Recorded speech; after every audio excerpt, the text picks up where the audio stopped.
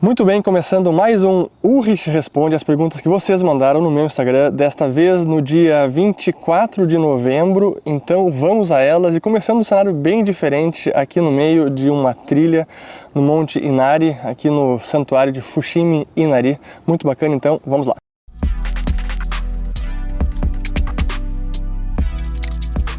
Muito bem, a todos aqueles que estão chegando agora aqui no canal, meu nome é Fernando Ulrich, aqui a gente fala de economia, mercados e investimentos. Se vocês gostarem do conteúdo, considerem se inscrever, ativando o sininho aqui embaixo e também compartilhando este vídeo, que está num formato bem diferente, eu sei, e hoje este vídeo de respostas às perguntas de vocês vai ser itinerante, então a gente vai gravar um pouco aqui, depois em outros locais aqui de Kyoto, que é uma cidade maravilhosa.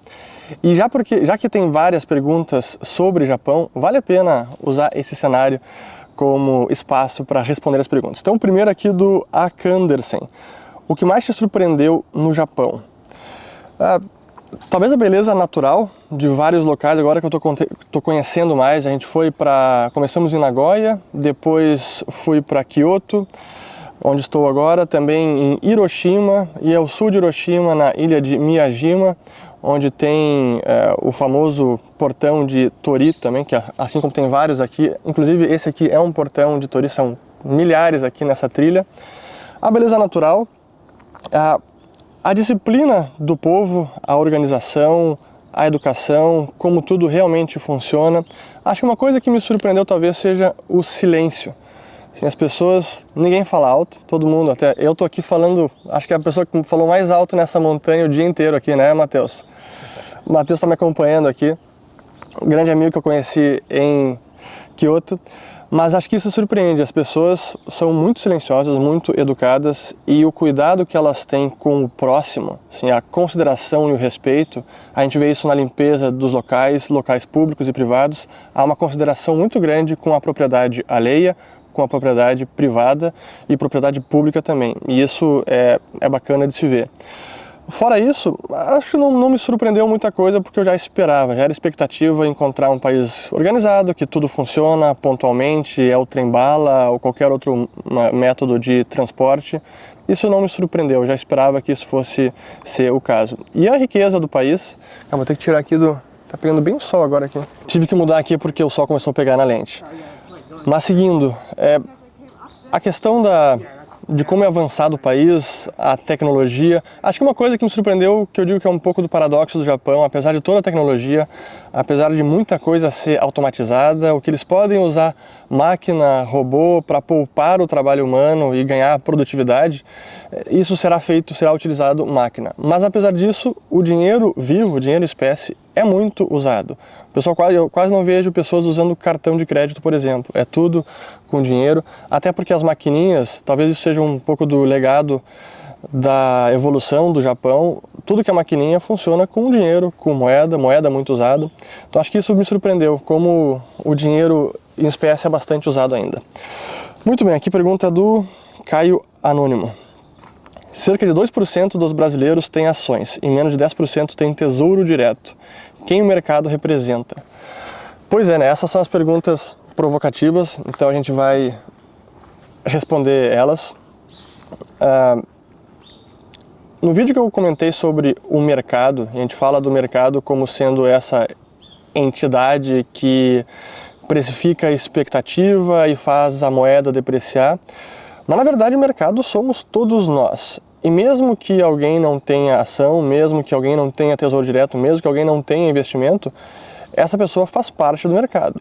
E você pode não estar negociando na bolsa, tentando arbitrar câmbio, fazendo ação se mover, não exerce nenhuma pressão vendedor e comprador no mercado financeiro. Ainda assim, você como trabalhador, você como empreendedor, pode decidir sair do país. Isso é mercado também. E se a gente tiver agora uma política econômica do tipo que Lula está tentando, a gente está vendo as notícias, o Fernando Haddad, possível ministro da Economia, serão políticas mais intervencionistas e isso vai afugentar todo tipo de capital. O capital que primeiro sai do país ou nem vem é o capital estrangeiro, porque esse tem muito mais mobilidade. Em segundo lugar, o capital que deixa de ficar aqui, também busca refúgio lá fora, é o capital do investidor local, aquele que pode ter mais patrimônio, já tem uma vida financeira mais tranquila, tem mais recursos e consegue tirar o dinheiro do país. Em terceiro lugar, é o próprio capital do pequeno empreendedor, aquele que pode também decidir, olha, não vou mais empreender no Brasil porque não faz sentido, com a quantidade de imposto, com a quantidade de regulação, de burocracia, de insegurança jurídica, não tem por que eu ficar aqui. Então, o mercado representa todo mundo, essa aqui é a verdade. Aqui do Wellington Oliveira, quais as principais diferenças entre a cultura brasileira e da japonesa? Pois então, tem muita coisa, o que tu acha, Matheus? Principal diferença da cultura japonesa e brasileira. Eu vou dizer uma. Acho que isso que eu acabei de falar sobre a consideração com o próximo. Tenho respeito pelo próximo, pela propriedade alheia. A gente vê isso no uso de espaço público. No banheiro, no restaurante, banheiro em algum local. Cara, é sempre muito limpo.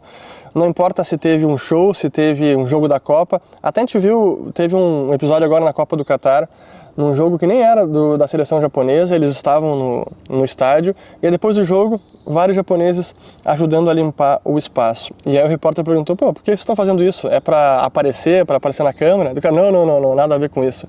E realmente está na cultura deles essa preocupação com o outro, em deixar o espaço limpo, porque ele sabe que outra pessoa vai chegar e vai usar, e faz parte da sua educação, do seu aprendizado, em ter esse cuidado com o próximo. O que mais tem de diferença? Eu ia comentar isso. É isso, né? Isso é um bom ponto. O que mais?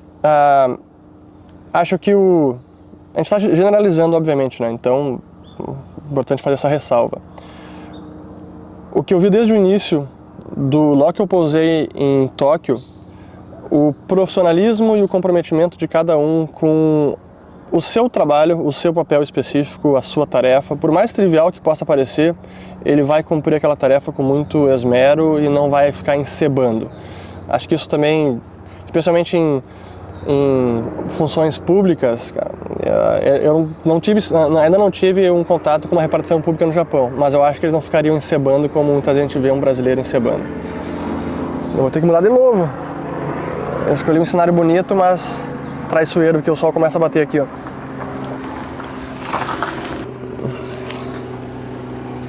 Ó. Isso é uma coisa que também me surpreendeu aqui no Japão. Um carrinho que... Como é que chama esses carros? É um carro... Tem um nome específico? Tem, mas puta, eu esqueci agora. Enfim, esse tipo de carro, ele é bem menor do que o normal. Ele até tem uma placa especial, né? Que é a placa amarela. Ele tem um lugar de estacionamento, muitas vezes especial para ele, porque ele ocupa menos espaço, é mais econômico, tem menos potência, né? Sim, o nome é K-Car. K-Car, então tá aqui um pouco de Japão para vocês. Mas deixa eu mudar aqui de cenário. Vamos ver o que mais aqui do James Shaw. O que acha dos fundos imobiliários? Hora de vender tudo? Não é hora de vender, mas sim que por conta dessa alta de juros que a gente teve agora no mercado nas últimas 2 semanas, tudo que é ativo, que depende do longo prazo, que o valor presente depende de fluxos de caixa futuros, como o caso de FIIs, como o caso de ações e renda fixa mais alongada, acabou sentindo essa alta de juros, porque a piora nas condições do Brasil, na perspectiva, acabou fazendo com que o juro longo todo subisse. Veja o que aconteceu com toda a curva de juros. Olhando do DI futuro 23, 24 até o 29, toda a curva deu um salto. Essa alta no juro longo machuca fundo imobiliário, machuca ações, machuca renda fixa alongada. Agora, é o momento de vender?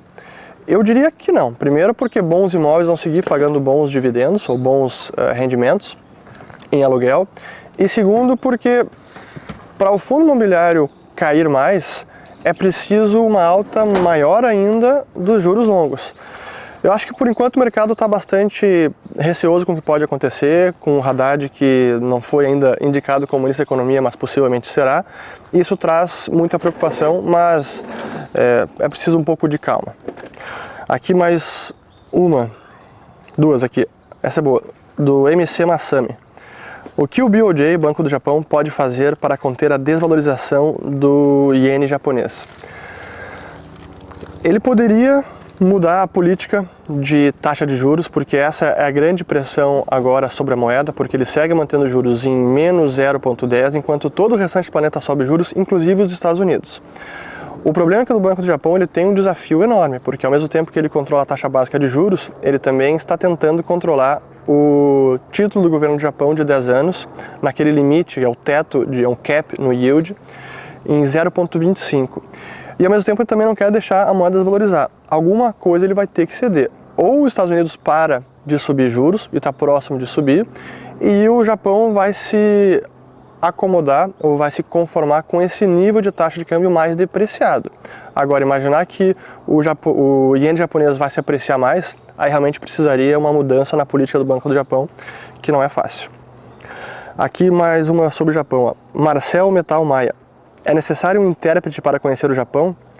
Olha, necessário não é, mas ajuda muito. Estou aqui com meu amigo agora, cinegrafista também, companheiro de jornadas. Ele fala japonês fluentemente e ajuda bastante. Ajuda para você conhecer a cultura local, você ter até uma receptividade maior do pessoal que te recebe quando você entra no restaurante, quando você visita algum local, uma loja. Tudo isso aproxima e ajuda a ter até mais empatia das pessoas e ajuda até você a aproveitar melhor a viagem. Claro que eu não falo japonês, nem tive como aprender antes de vir para cá. Mas se você tem alguém que possa acompanhar e ajudar a falar, sem dúvida que ajuda bastante. Ajuda até a aproveitar mais a viagem. Aqui mais duas e aí depois eu vou parar de gravar aqui e depois a gente vai para outro local. Aqui da Michele Hayashi. Ó, deve ser japonesa. Ulrich, como você acha que ficará a taxa Selic para 2023? Boa pergunta, e eu já tinha falado sobre isso no outro vídeo, mas é importante atualizar porque teve um movimento bem forte nessa semana. A gente viu a taxa Selic se mantendo, ou o 23 se mantendo ao redor de 13,75%, que é a taxa atual, e além disso, o DI futuro de 2024 que deu um salto enorme nessa semana. Estava abaixo do DI 23, ou seja, o mercado precificando que a partir de 2024 já teríamos uma taxa de juros mais baixa que 23, mas agora está acontecendo o oposto. 2024 subiu, está mais elevado do que 23. Isso sugere que o mercado está preocupado e com essa sinalização de mais gasto fiscal pode precipitar até uma elevação de juros a partir de meados de 23, que antes era o oposto. Então, esse não é um cenário dado, mas é o que está precificado nesse momento. Então, o juro até podendo subir no final de 2023. Então, precisa acompanhar de perto. Aqui do Vendel Lobato. Taxa Selic paga todo mês? Como saber se devo optar por CDI, LCA, LCI, CDB ou pré ou pós-fixado? Ótima pergunta, eu separei aquela importante porque, como eu sempre recomendo, que o pessoal converse com os assessores da Liberta Investimentos, porque esse é justamente o tipo de pergunta que um assessor pode ajudar você em como alocar o seu capital, como entender quais são os diferentes instrumentos e qual que é o mais adequado para a sua necessidade. Uma LCI, por exemplo, ou uma letra financeira, uma LF, normalmente tem um prazo de investimento de 2 anos. Você pode sair antes? Pode, mas tem uma penalidade. Esse tipo de detalhe de cada instrumento que um assessor pode explicar para ajudar você a escolher qual que é o mais adequado para a sua situação. Então a gente vai agora para outro local, continuar as perguntas e respostas do Ulrich Responde. Bom, vamos dar sequência aqui nas perguntas que vocês mandaram. Eu tive que sair do outro espaço e até foi difícil encontrar algum lugar que a gente pudesse responder com tranquilidade as perguntas, até porque é difícil falar mais alto em público e se eu não falar tão alto vai ser difícil vocês me escutarem. Então às vezes é melhor um lugar mais reservado do que no restaurante que as pessoas estão conversando mais baixo, ou então num parque onde muita gente fica também em silêncio. Então, mas vamos lá. A próxima pergunta aqui que eu separei é do Márcio Martins.10. Ulrich, o Lula pode estar blefando e ser um governo pragmático? Olha, eu diria que não, porque todos os sinais até agora foram de não estar blefando, e desde o início, a gente lembra o que foi a sua campanha quando esteve lá antes das eleições, antes do primeiro turno, onde ele se negava a dizer que ministro da Economia ele indicaria, porque ele não queria afugentar nenhum eleitor e nem antagonizar economistas, alguns dito liberais que estavam apoiando ele. Ele também defendeu a revogação do teto de gastos.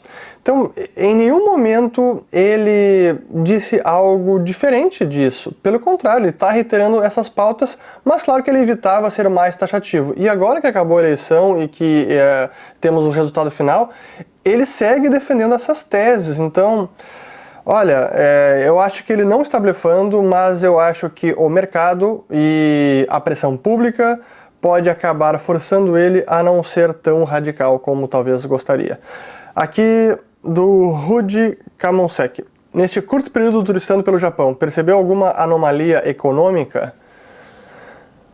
Anomalia econômica é um termo forte. Eu diria que a própria situação de juros em zero por tantos anos, isso por si só já é uma anomalia, mas o que eu comentei anteriormente sobre o dinheiro em espécie, que é muito utilizado, não é uma anomalia, mas é um paradoxo. Hoje mesmo a gente quis ir num restaurante e eles só aceitavam dinheiro. E era um restaurante num shopping center no centro de Kyoto, um ótimo restaurante e only cash. Então, é esses paradoxos do Japão. Aqui seguindo, Felipe B477, muito curioso sobre usarem mais papel moeda do que cartão. Pois então, é o que eu falei, e até eu estou preparando um vídeo específico sobre isso, sobre por que se usa tanto dinheiro em espécie aqui no Japão. Aqui do Pedro Vieira, primeiro parabéns pelo trabalho, obrigado. Algum sinal de recessão em terras nipônicas? Temos alguns sinais, mas eles não são tão fortes como Europa e Estados Unidos. E Japão é uma economia diferente, aqui o desemprego, o mercado laboral não responde da mesma forma que responde em outros locais. A estabilidade de emprego ela é muito valorizada, tanto por empregador quanto por empregado. É outra cultura, mas temos sinais de desaceleração por conta das importações que estão mais caras, por conta da inflação que começa também a machucar o trabalhador no Japão. A gente já nota uma leve queda no consumo e na perspectiva das pessoas, então alguns indícios, mas ainda nada preocupante ou tão evidente como é na Europa e também nos Estados Unidos. Aqui da Márcia Almeida. O que você foi fazer no Japão? Turismo? Trabalho? O que de trabalho? Sim, eu vim a trabalho a convite do Sérgio Tinem, da Bárbara, responsáveis pela Expo Talks Japan, que nessa edição foi sobre investimentos, Invest 2022, e eu palestrei no evento e também dei um workshop no dia anterior, esse mais exclusivo para um público menor. Então esse foi o motivo da minha vinda. E é claro que eu aproveitei por vir tão longe, apenas a viagem demora 2 a 3 dias, no meu caso foram 3 dias, eu resolvi ficar um pouco mais e estender, já que o meu trabalho permite trabalhar remotamente, como estou fazendo nesse exato instante aqui no quarto de hotel e como eu fiz anteriormente no alto de uma montanha. Eu posso fazer um turismo, trabalhar e ao mesmo tempo registrar um pouco da realidade aqui, um pouco não, bastante, e é o que eu estou preparando alguns vídeos específicos sobre a economia do Japão, sobre a realidade daqui, que tenho certeza que vocês vão gostar, mas possivelmente eu vou ter que voltar para o Brasil, porque é muito corrido manter a rotina de trabalho com outro fuso horário, ao mesmo tempo fazer turismo, gravar na rua, enfim. É isso. Aqui do Léo Fê. Eles não fizeram festa com a vitória no jogo contra a Alemanha na Copa? Pois então, sim, eles estão felizes, mas eles não dão tanta bola aqui para futebol. Claro que valorizam, gostaram, mas não é a febre que é no Brasil. Aqui até, por todos os relatos que eu tive até agora, beisebol é um esporte mais popular do que o futebol. E é engraçado porque no dia seguinte a vitória do Japão foi às 10 horas da noite, horário do Japão, e aí na quarta-feira, se não estou enganado, e aí na quinta-feira eu fui para Hiroshima, eu e o Matheus, e aí estávamos lá almoçando num restaurante bem local, muito pequenininho, e aí chegaram 5 trabalhadores de terno, casaco, terno, gravata, para almoçar junto, e aí começaram a falar também de esporte, falaram do Japão, e nem deram muita bola não, falaram sobre, que sim, bacana que a gente ganhou, mas o dono do restaurante que estava ali cozinhando pra gente, dizendo, a gente gosta, mas o beisebol é o nosso preferido. Então sim, estão felizes, mas você não vê gente com camisa do Japão comemorando na rua como é no Brasil. Aqui que tá boa, ST Galinski, passou fome? Às vezes sim. Eu confesso que em alguns restaurantes, quando é bem japonês mesmo, são alguns sabores ou alguns pratos mais exóticos que a gente não está acostumado e a gente acaba passando fome, ou fica só no arroz, no chá, na sopa misoshiro, a miso soup. Acho que é isso. Mas de vez em quando passa fome, sim. Aqui do Gui Monteiro Gui. Qual é a sua maior motivação para seguir incansavelmente educando os brasileiros? Pois então, por um lado, é o meu próprio trabalho, é o que eu tenho como missão minha fazer, e é algo que também eu faço com prazer, com orgulho, que eu busco fazer cada vez melhor. E essa viagem agora é um pouco disso, porque eu quero fazer mais conteúdos fora do escritório, fora dos estúdios, algo também mais in loco, mostrando a realidade. Então aguardem, ano que vem a gente vai ter mudanças. Mas, assim, a motivação é isso, é realmente o que eu tenho como missão, que eu gosto de fazer, que eu acho que eu posso fazer bem e espero estar contribuindo para a educação financeira e econômica dos brasileiros. Aqui do Gilvan Soares, pode explicar melhor como funciona o Follow the Money? Claro, pois então, o Follow the Money é o nosso conteúdo por assinatura. Toda quarta-feira temos um encontro ao vivo às 19 horas, onde tratamos com profundidade de algum tema contemporâneo ou algo de história financeira ou algo relevante a finanças, mercados, a economia. E é com mais aprofundamento, é também com espaço de interação com os assinantes, eu respondo perguntas ao vivo. A gente também tem uma curadoria dos conteúdos. Todos os conteúdos, todos os encontros estão gravados e fazem parte do acervo para quem quiser acessar, e tem mais de 120 encontros, tem muita coisa bacana. O que mais? Temos também a nossa comunidade fechada, que a gente usa o Telegram para interagir entre todos os assinantes, trocar informações. E os assinantes também têm acesso diferenciado e privilegiado a alguns eventos presenciais que a gente vai começar a ter no ano que vem, a outros cursos, enfim. Então é um serviço muito bacana e que bom que segue crescendo. E nessa promoção de Black Friday muita gente nova aqui, então bem-vindos a todos os novos assinantes. Aqui do Luca Shiruba, você moraria no Japão? Vimos que você é fascinado pela cultura. Essa é uma ótima pergunta e eu refleti já sobre ela, e a verdade é que eu não moraria no Japão. E digo pelo seguinte: para morar no Japão é importante você falar a língua, porque são poucas pessoas que realmente falam inglês, mesmo em hotéis, assim, talvez em Tóquio seja melhor, ainda não fui para Tóquio, mas em Nagoya, em Hiroshima, em Kyoto, onde eu estou agora, o inglês em geral é bem assim limitado, quando inexistente. Então quem fala japonês tem uma vantagem enorme e é muito melhor para conseguir se aculturar, se inserir na cultura, conseguir aproveitar melhor as experiências todas, conversar com as pessoas e conseguir se virar na rua, seja como turista ou para quem quiser trabalhar aqui. Então, dito isso, e também pela questão da distância, do fuso horário, da grande diferença que temos de cultura mesmo, de hábitos, até mesmo hábitos alimentares, eu acho que é difícil para estrangeiros do Ocidente se acostumarem aqui. Então eu, não falando japonês, não tendo família aqui, não tendo descendência, com os meus filhos que não falam japonês, teriam uma enorme dificuldade para entrar no colégio aqui.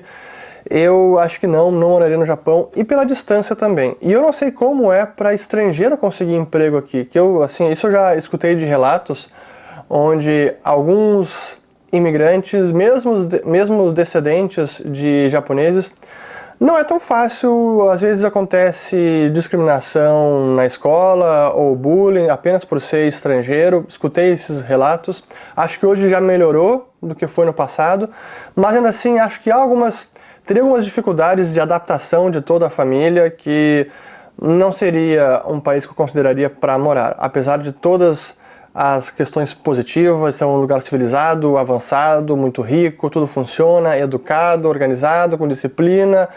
Ainda assim, acho que é uma cultura muito diferente para se adaptar para a gente, para mim pelo menos. Então viria de novo com certeza para turismo, a trabalho de vez em quando, mas para morar, não. Aqui, seguindo. Ainda existe, aqui do Dan Korovic, ainda existe alguma restrição de locais em Hiroshima por causa da radiação? Que eu saiba, não. Eu estive, inclusive, ali no Atomic Bomb Dome, que é uma estrutura, que era um prédio da prefeitura de Hiroshima e que ficou não intacto, mas ele resistiu à estrutura principal. e quase tudo ao redor naquele bairro foi uma devastação completa, e esse foi um dos poucos prédios que resistiram, e eles acabaram mantendo, então mantiveram a estrutura principal, até usaram algumas estruturas metálicas para manter as ruínas dessa maneira, preservaram as ruínas, para que isso servisse como uma lembrança de um episódio trágico, uma atrocidade contra seres humanos. E a gente pode chegar ali do lado, então não, que eu saiba não tem nenhuma restrição por conta de radiação. Aqui do Renan Schmidt: o retorno à casa não desanima mais pelo fato do Brasil ser rico naturalmente e não anda?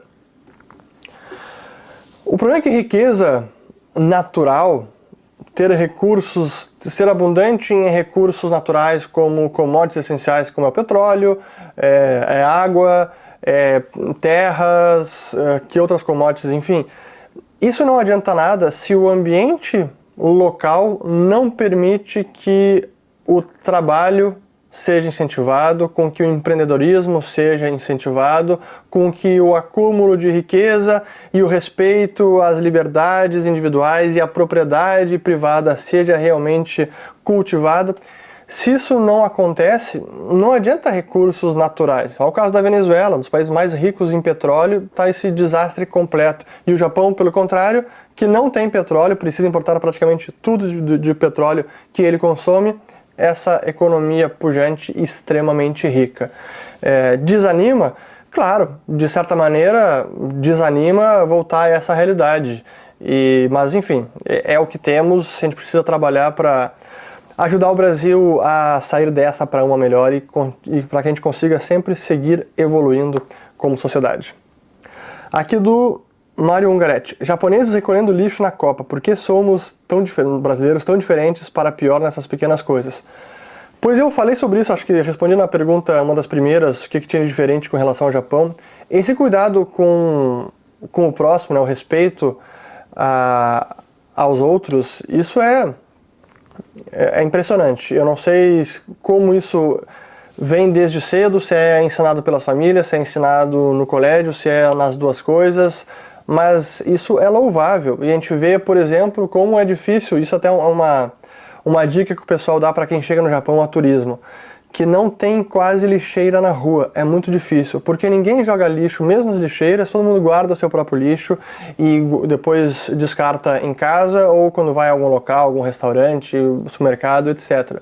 Mas há esse cuidado, sim, de preservar a propriedade pública e a propriedade privada alheia. Então é muito bacana ver esse respeito. Por que o Brasil não é assim? Bom, aí precisa uma análise histórica, antropológica, social, que não é o escopo deste quadro. Aqui vamos lá, Gustavo Lisboa. Uma série agora: ETFs de Bitcoin podem sofrer com o colapso de corretoras além da variação do ativo? Boa pergunta. Claro que pode. Se um ETF ou se um fundo tem exposição àquela corretora, vai acabar sofrendo uma perda. É um prejuízo, digamos que foi a zero. Se o cara são 100 bitcoins, mas 20 bitcoins estavam custodiados na FTX e ele não consegue mais recuperar esses 20 bitcoins, ele teve uma perda de 20% do patrimônio do fundo ou do ETF. Então, sim, isso pode ocorrer. Por isso é preciso conhecer o fundo, é preciso conhecer o ETF para saber quais são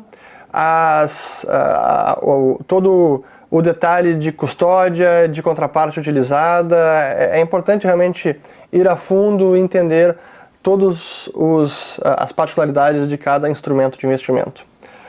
Aqui seguindo do Gustavo Brito: poderia falar sobre liberdade e empreendedorismo no Japão? Boa pergunta. Eu não tive tempo e não consegui debater tanto ainda com os japoneses, nem ir mais a fundo para conhecer sobre a história e a visão que os japoneses têm com relação à liberdade e ao empreendedorismo. Mas do pouco que eu pude conversar com locais ou quem tem experiência de trabalho aqui, é diferente o empreendedorismo no Japão e, por exemplo, nos Estados Unidos e até mesmo no Brasil. Até pela cultura de trabalho, pela cultura e pela importância da honra, pela vergonha que existe do fracasso, do erro, que aqui ele passa a ser realmente algo que mancha a reputação de uma pessoa e que ele sente vergonha, por exemplo, se for demitido, se ir à falência. É diferente do empreendedorismo, por exemplo, nos Estados Unidos, onde o fracasso, o erro, faz parte do processo e com o erro você aprende e vai seguir empreendendo, criando novas empresas, novos produtos, serviços e assim prossegue.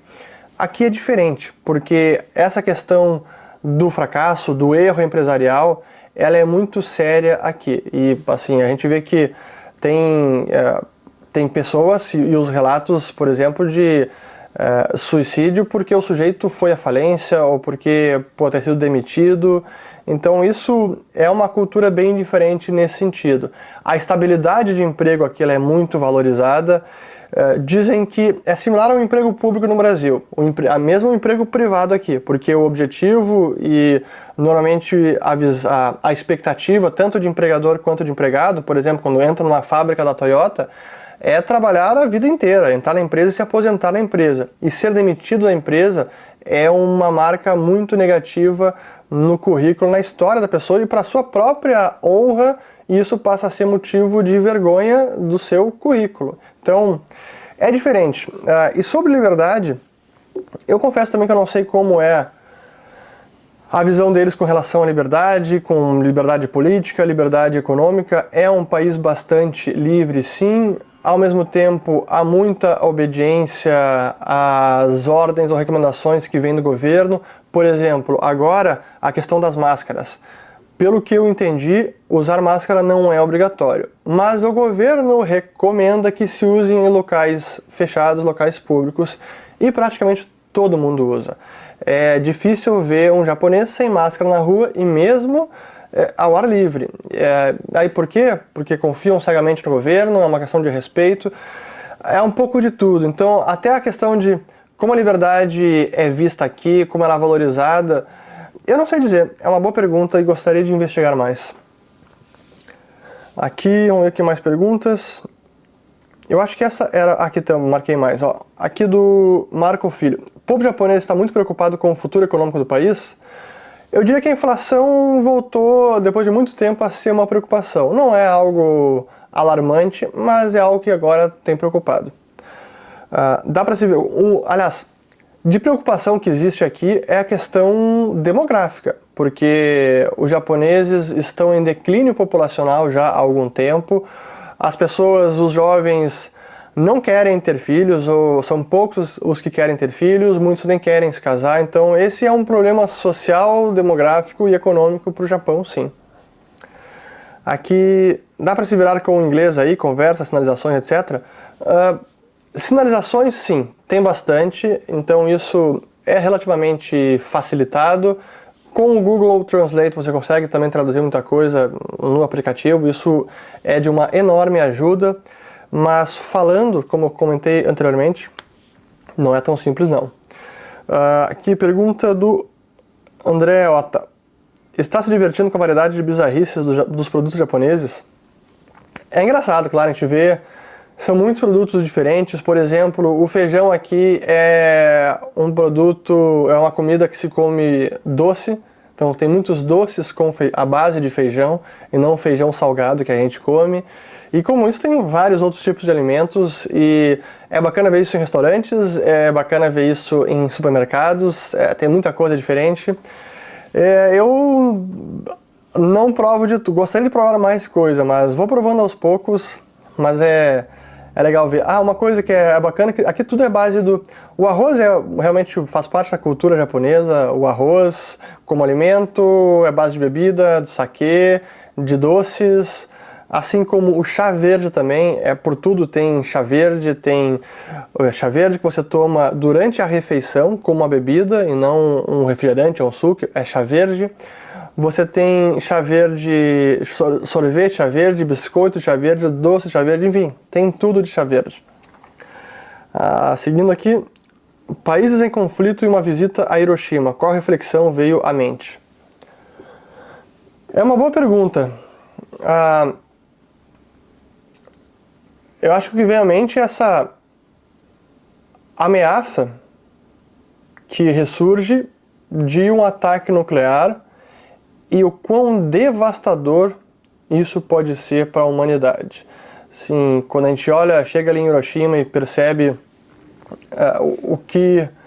todas as consequências da bomba atômica na cidade, a quantidade de pessoas que foram, assim, viraram pó em fração de segundos, crianças, idosos, 70 mil pessoas instantaneamente, depois mais cento e poucas mil pessoas nos meses seguintes, e perceber que a gente ainda tem esse tipo de ameaça, cara, é triste, é muito triste.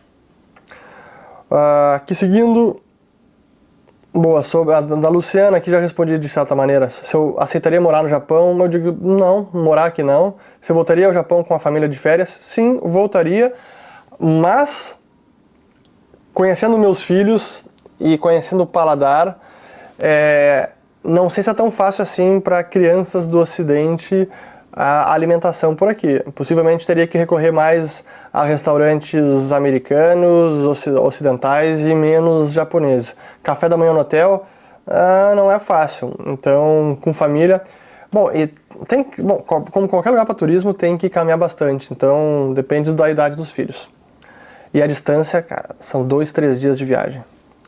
Aqui... Uma pergunta aqui do Denis Ikeda, mais uma dele, ó. Depois de conhecer um pouquinho da comunidade brasileira do Japão, teríamos uma Liberta Japão? Tá aí, boa pergunta, seria bacana, que nós temos clientes da Liberta que moram no Japão, mas seria bacana também ter uma filial aqui, vamos ver. Pode ser um futuro da Liberta, ter Liberta Tóquio, seria bacana. Aqui mais algumas. VM e Barros. Descreveu que os japoneses são fechados, deu exemplo dos carros e bebidas. Há impostos diferenciados? Puxa, não sei porque eu marquei essa pergunta, porque eu não entendi ela. Vamos para a próxima aqui. Vamos para a próxima aqui, Geneiva. Até agora, qual cidade você mais gostou de visitar no Japão? Todas foram bem diferentes. Kyoto, pela história toda que tem, pela parte da natureza, é muito bonito, pelos templos budistas, shintoístas, pelas construções históricas, as ruelas mais antigas, a arquitetura característica, é muito bacana. Eu acho que é das mais bonitas e que, sem dúvida, vale muito uma visita. Hiroshima, muito bonito, me surpreendi com Hiroshima. E a ilha ao sul de Hiroshima, que é Miyajima, que tem os portões, ou o portão de Tori, que é um santuário shintoísta também muito bacana, toda a ilha é muito bacana. Ainda tem que conhecer Tóquio e Nagoya, que eu já conheci, mas é uma cidade mais industrial. Eu acho que de todas, Nagoya foi a que menos vale a pena visitar dessas, porque é mais uma cidade grande, uma cidade também com muita indústria em volta. É uma região muito rica. Ainda tem que visitar Osaka e depois Tóquio. Osaka. Aqui... A pergunta do Taishi. Vai para Okinawa? Não vou para Okinawa, gostaria. Para quem não sabe, Okinawa é uma ilha ao sul do Japão, e bem ao sul, é mais próximo de Taiwan do que do Japão. Mas não vou para Okinawa. E tem uma base militar muito grande americana por lá, tem muito americano, e é uma região de praia, diz que é muito bonito. Quem sabe numa próxima vinda para o Japão. Aqui do Luciano. Como são os preços aí no Japão? O custo de vida é realmente caro? Algumas coisas sim, outras não. E essa desvalorização do iene deixou o Japão mais barato para o turismo. Honestamente, vendo o preço de hotéis, me surpreendeu como muitos estão mais baratos do que hotéis em São Paulo, no Rio, em Gramado. Diria que para o turismo está um lugar bem atrativo em termos de custo de viagem, de restaurantes, de hotel, transporte, vale a pena. Mas claro que, assim, como todo país rico, a mão de obra é muito cara, o serviço é muito caro, então as pessoas não têm... É difícil ter diarista, é difícil ter uma funcionária em casa, quase sempre todo mundo se vira, lavanderia na rua, tem lavanderia em tudo que é lugar, então é tudo bem mais dependente de bens de capital, de máquinas, equipamentos e não de trabalho humano. Aqui seguindo mais uma... Como funcionavam os preços das ações quando tivemos hiperinflação?